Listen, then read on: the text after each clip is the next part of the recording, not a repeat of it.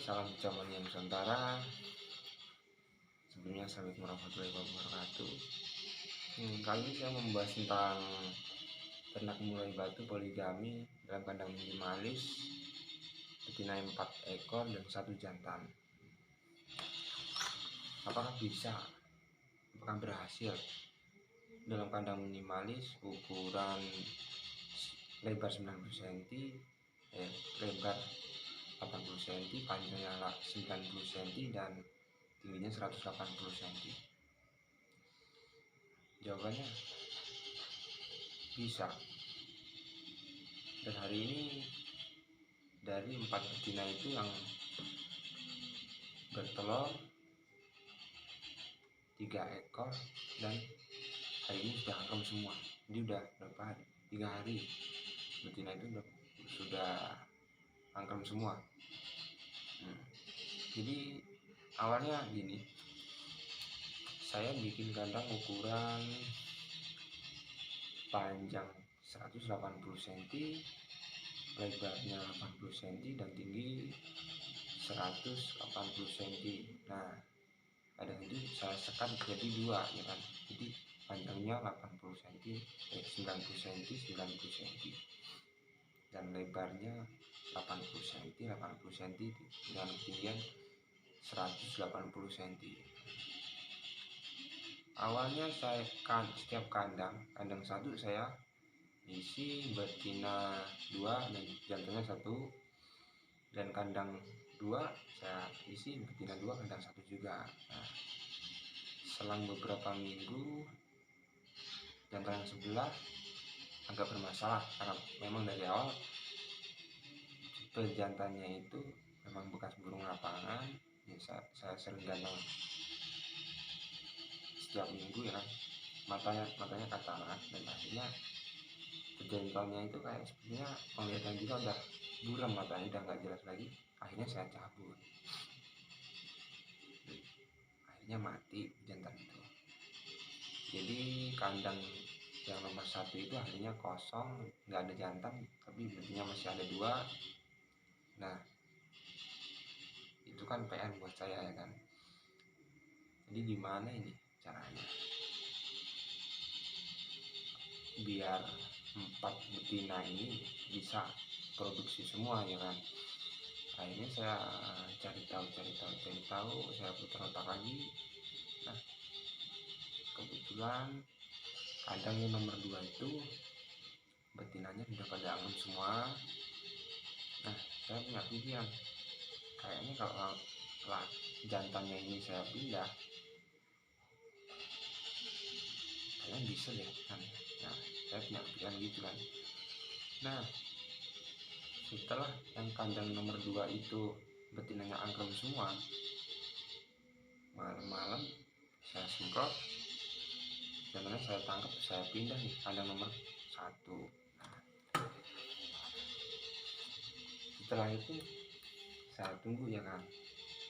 Jadi betina yang angkrem di kandang nomor 2 ini ngaruh nggak sih jantannya saya pisah ya kan. Saya tunggu sampai 1-2 hari, 3 hari, sampai 1 minggu, sampai 4 hari kalau nggak salah. Nggak ada masalah, ternyata dia masih tetap mau ngeremin telur-telurnya itu ya kan. Nah, ini kan saya pantau terus di kandang nomor 1 ya kan. Saya tunggu lama nggak nongol, ya udahlah saya biarin ya kan, saya biarin. Nah, ternyata yang kandang nomor 2 itu saya lihat telurnya tinggal 2 semua. Nah, ternyata saya pikir apakah nggak ada jantannya dia makan telurnya ini ya. Ternyata bukan masalah itu, karena penyebabnya memang sebelumnya jangkrik telat ya kan. Pas kebetulan jangkrik di sini susah. Nah, itulah sore sih nggak lama, jadi habis zuhur itu sampai asar jam 5 nya dia udah makan telur. Saya pikir jadi nggak. Nah, telur kan udah tinggal 2 semua ya kan. Saya tunggu nih. Nah, pikiran saya mulai batu itu dia netesnya 21 hari. Nggak taunya pas saya lihat glodok kaget kan, kok udah netes ya, oh ternyata saitnya itu 17 hari kan. Jadi yang glodoknya saya kasih 2 kan setiap kandang, jadi betina itu satu-satu glodoknya. Jadi yang glodoknya yang satu itu netes 2, kandang yang satunya saya lihat kok nggak netes, ternyata telurnya itu udah retak yang 2. Mungkin pas waktu telat itu yang dimakan 1, yang 2 dipatokin, akhirnya cuma netes 2. Terus saya biarin ya kan, saya ganti lagi mantau kandang nomor 1. Sampai berapa hari itu ya, sampai 20 hari. Nah betina yang satunya netes, bukan netes, telur. Cuman kebetulan betina yang satunya itu nelor 1, habis itu telat. Biasanya kan kalau udah misalnya hari ini telur 1, besok nelor lagi 1 lagi, besoknya lagi 3 lagi, 1 lagi gitu. Nah kebetulan betina itu kok cuma netes 1 selang berapa hari, kok telurnya tahu-tahu ada di bawah, tapi di glodok masih ada 1. Nah saya biarin. Jadi tapi yang betina yang satunya belum nelor nih, saya tunggu betina yang satunya nelor. Dan akhirnya betina itu nelor juga. Saya punya kepikiran lagi, kalau betina ini bisa sudah dia ngerem, nanti jantannya mau saya pindah. Nah setelah dia ngerem 1 minggu, jantannya saya ambil nih. Jadi dari kandang nomor 1 saya pindah kandang nomor 2. Saya tangkap pas malam-malam, jadi saya pindahnya malam bukan siang. Takutnya kalau siang nanti dia ketakutan ya kan, jadi agak gaduh. Nah yang ngerem itu takutnya keusik dia ya. Kalau malam-malam kan dia udah tenang. Jadi malam saya tangkap, saya pindah ke kandang nomor 2. Karena apa? Karena kandang nomor 2 itu anaknya udah gede ya kan, terus betinanya itu udah masuk ke glodok. Nah saya pikir ini udah mau nelor lagi, nanti kalau nggak dibuahin sama yang jantan pasti nggak jadi. Nah akhirnya saya pindahkan kandang nomor 2. Nggak tahunya kandang yang nomor 1 itu yang udah ngerem, selang 2 hari dia nggak mau ngerem lagi, telurnya yang 1 dipecah. Itu bukan karena faktor apa-apa, bukan karena faktor kekurangan pakan atau gimana, bukan karena kekurangan kalsium ya, tapi mungkin betina itu dia nggak mau ditinggal yang jantan. Nah, ya, akhirnya kan saya biarin aja kan, nggak ada jantannya. Dan kebetulan selang beberapa hari jantannya saya pindah ke kandang nomor 2. Indukan yang tadi masuk ke glodok saya lihat udah nelor. Nah, terus betina yang satunya kan udah ini nih, udah nganggur lama ya kan.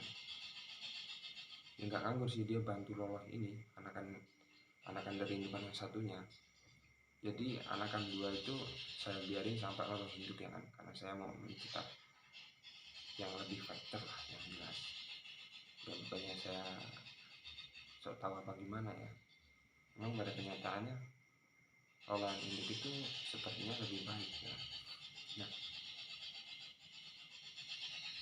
setelah indukannya pada nelor ya kan, jadi pada akhirnya 2 ekor itu nelor semua, nelor lah 6. Jadi satu indukan itu nelornya 3 entah nggak tahu kenapa ya,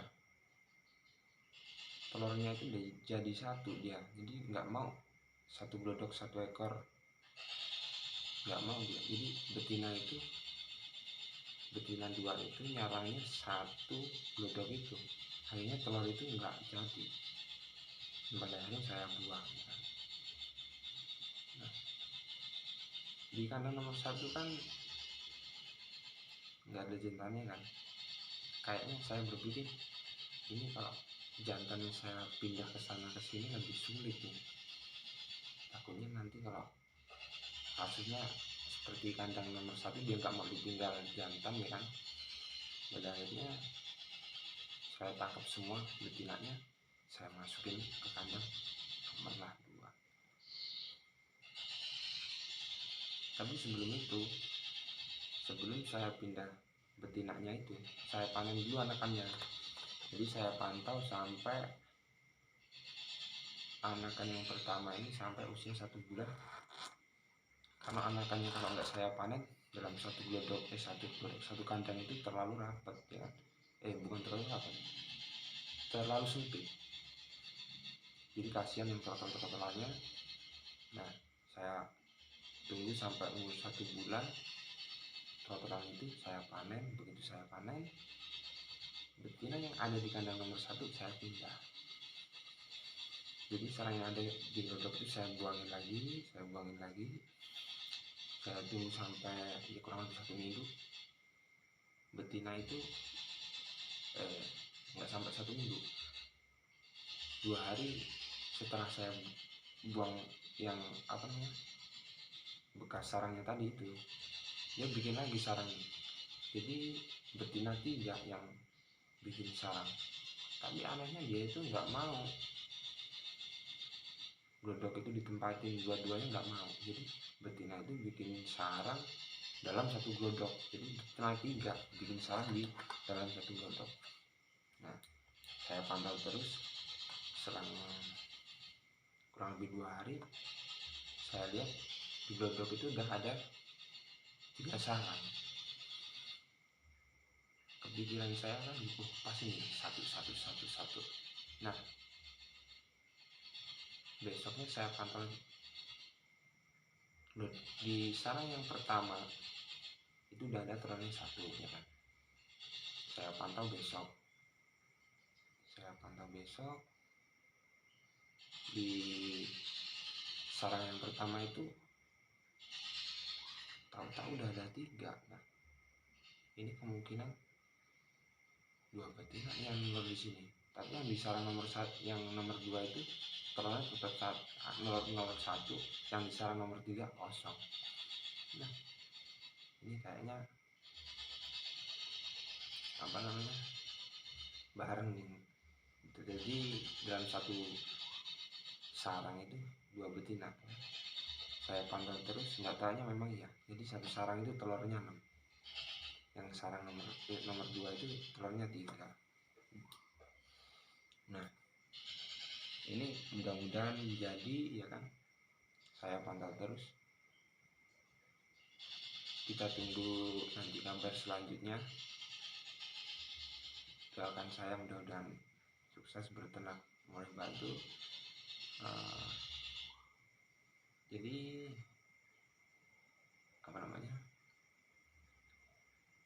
untuk para pemula seperti saya, cerita yang tadi saya ceritakan itu pengalaman saya. Jadi kalau ada kurang atau lebihnya ya mohon maaf. Kalau ada kurangnya ya saya dikasih masukan ya kan. Kita saling sama-sama belajar biar sama-sama sukses dalam ternak murai batu. Jadi sebelumnya saya mohon maaf untuk para senior ya kan, untuk para junior ya, mari kita saling belajar ya kan. Jadi pantau terus channel saya, support terus channel saya. Kalau ada masukan silahkan komen, jangan lupa like, jangan lupa subscribe untuk mendukung channel saya agar tetap konsisten membahas tentang murai batu.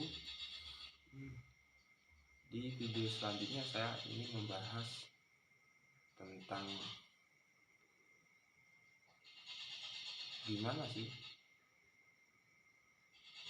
proses selanjutnya. Nah, jadi proses betina itu sampai netes dan sampai panen.